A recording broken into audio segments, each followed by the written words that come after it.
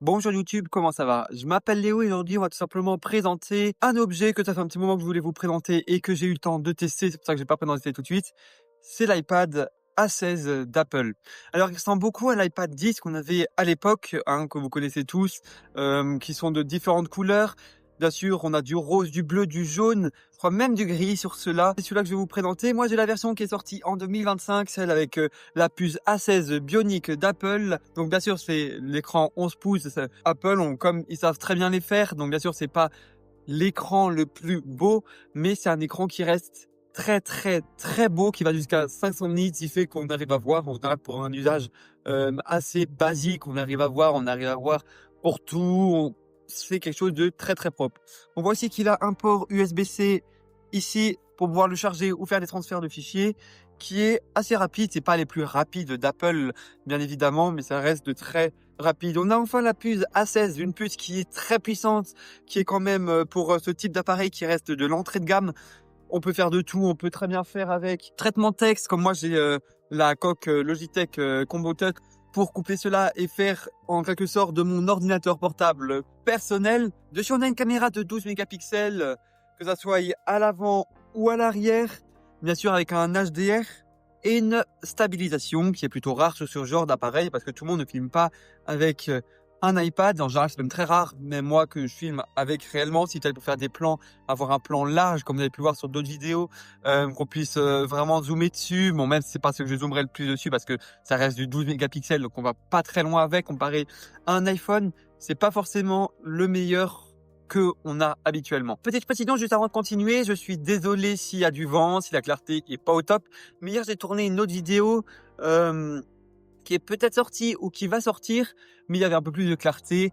Donc voilà, je suis désolé si pour aujourd'hui, c'est pas propre en termes d'image ou peut-être de clarté, mais normalement ça devrait le faire. Je vais rajouter bien sûr des effets et aussi des effets pour que vous m'entendiez mieux, et ça c'est plutôt cool aussi. Cet appareil utilise un Wi-Fi 6 et un Bluetooth 5.3 qui permet très très grande compatibilité et bien sûr avoir un débit Wi-Fi assez puissant pour tout faire, que ce soit du YouTube, du Twitch, ou regarder des contenus en direct encore à la télé avec l'application Bouygues TV, ou alors Orange TV, ou plein d'autres.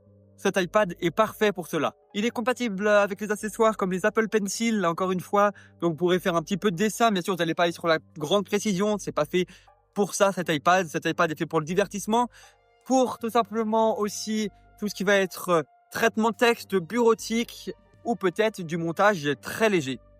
En parlant de montage, on peut monter avec cet appareil avec DaVinci Resolve ou encore CapCut qui est compatible sur cet appareil. Cet iPad est livré avec iOS 18 de base. Bien sûr, elle est compatible avec iOS 26 sans ralentissement de ma part. J'ai vu que j'ai pas rencontré de problème ni de Wi-Fi ni de rien.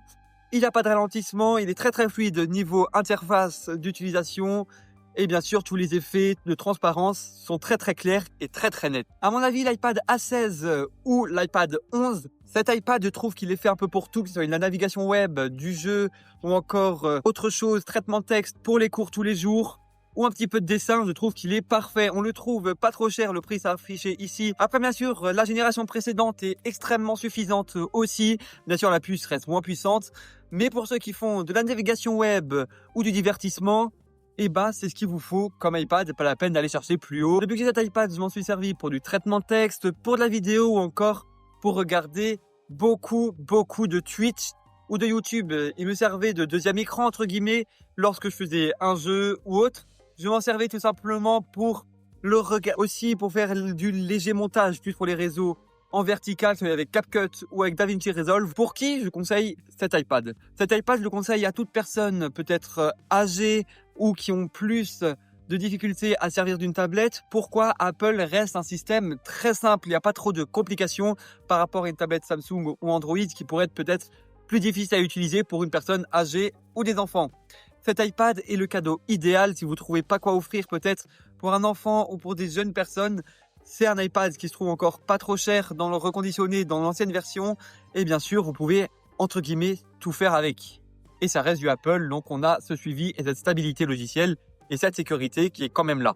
Merci d'avoir regardé cette courte vidéo. De temps en temps, je ferai des courtes vidéos comme celle-ci de présentation d'objets ou d'appareils.